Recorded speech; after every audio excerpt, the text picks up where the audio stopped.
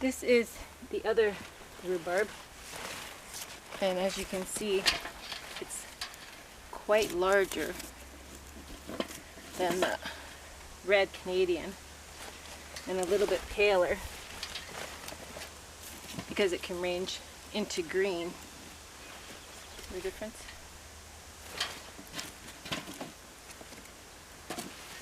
I'm just going to cut the leaves off.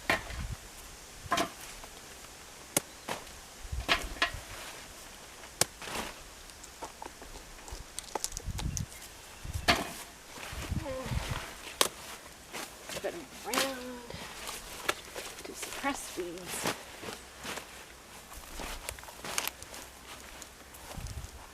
So I think we have enough rhubarb. Now we'll get to processing it. Alright, so we are in the kitchen. Here's some of that rhubarb, and I'm going to juice this rhubarb. So here's the basket for the steam juicer, and we're going to fill it with rhubarb and get that going. So let's get the water going here. And we're going to give the rhubarb a good rinse and cut off those ends for the pig.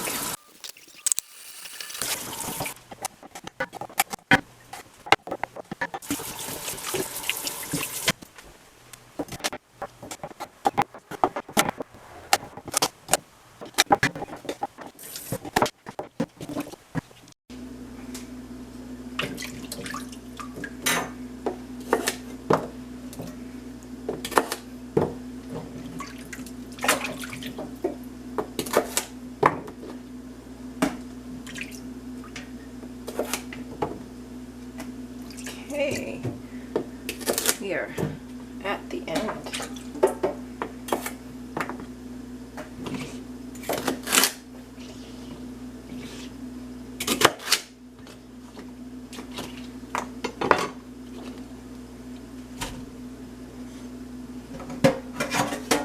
And we have a basket full for the steamer. So these are the components of the steamer. We have the bottom, which you put water to about, I do mine about 1 centimeter from the top. Then you have the basket that's going to catch the juice. And there's a little hose here with the clip, which will turn off the flow of the juice. You just hang that on the side. You hang it on the side. Now you put your basket of fruit. We're doing rhubarb. We're going to turn it on high and bring it to a boil. Once it starts boiling, we're going to let it go for 45 minutes. Unhook that. Lift this up. Yep. Starting to boil. So now I turn it down slightly, but you still want to keep it boiling about, I don't know, mid-high. And I set the timer for 45 minutes. I will periodically check on the water level, but you'll start to see the juice start to flow into the tube.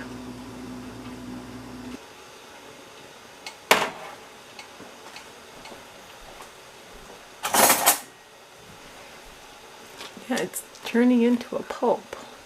Let's see if you can see that. So that's why it's not necessary to cut it into small pieces.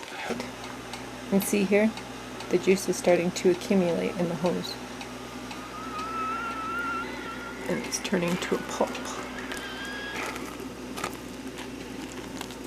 That's why it's not necessary to cut things into small pieces. Let's see how much juice we have.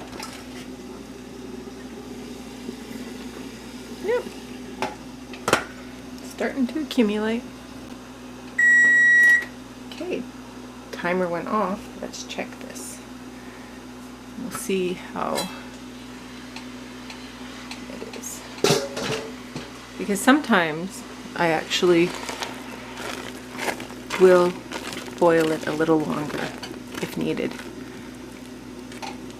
That is just pure pulp mush.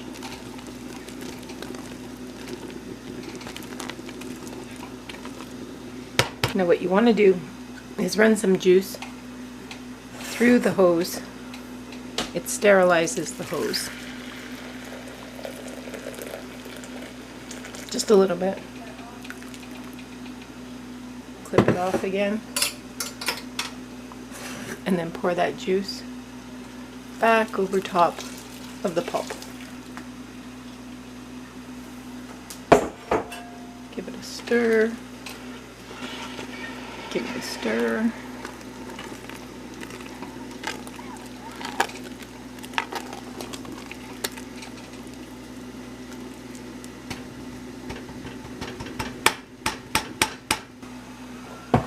And because this rhubarb juice is for mead, I'm just going to measure it out and put it into the carboy.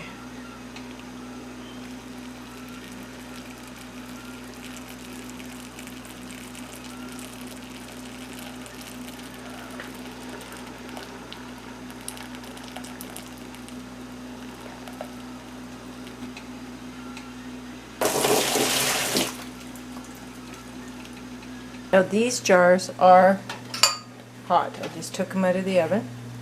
And now we're going to fill up the jars. And we're going to do a 1-inch headspace.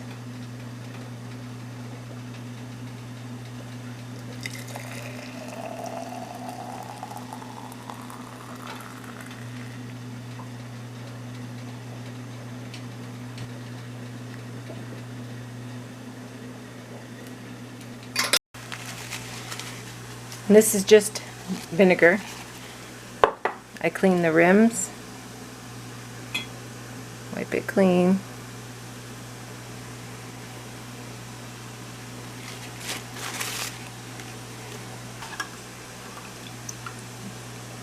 Put a lid on.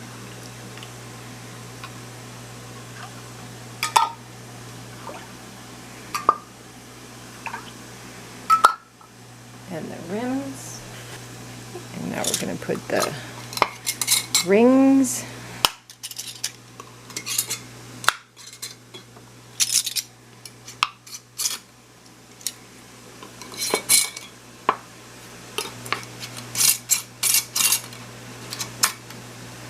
And just finger tight. It's hot. I'm going to get my lifter so I can put it in.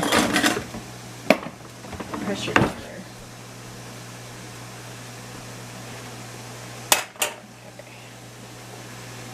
Finger tight.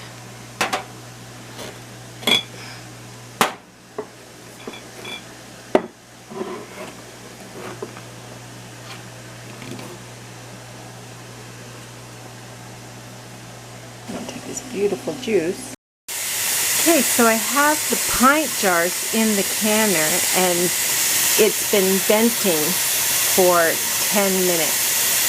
It's important that you vent your canner. Follow the instructions for your pressure canner. On mine, once the pressure thing pops here, then and it's venting really well, I will set my timer for 10 minutes. So we're almost up. There's 1 minute left, and then I will put the weight on it. For my area, I will put the 15-pound weight. We're almost there.